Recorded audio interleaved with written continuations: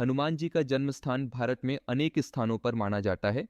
पौराणिक कथाओं और मान्यताओं के अनुसार उनके जन्म स्थान के बारे में प्रमुख स्थान निम्नलिखित हैं। 1. अंजनाद्री पर्वत, हम्पी, कर्नाटक। दक्षिण भारत के कर्नाटक राज्य में स्थित यह स्थान हनुमान जी का प्रमुख जन्म स्थान माना जाता है। यहाँ अंजनाद्री पर्वत पर हनुमान जी की माता अंजना ने तपस्या की थी। इसे वाल्मीकि रामायण और अन्य ग्रंथों में भी हनुमान जी का जन्म स्थान बताया गया है। 2. गुमला, झारखंड। झारखंड के गुमला जिले में अंजनी गुफा को भी हनुमान जी का जन्म स्थान माना जाता है।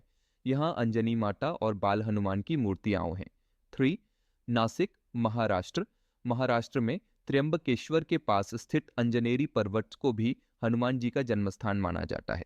इस स्थान पर हनुमान जी की माता अंजना ने भगवान शिव की तपस्या की थी। 4. सीतामढ़ी, बिहार। बिहार के सीतामढ़ी जिले में भी एक स्थान को हनुमान जी का जन्म स्थान माना जाता है। 5.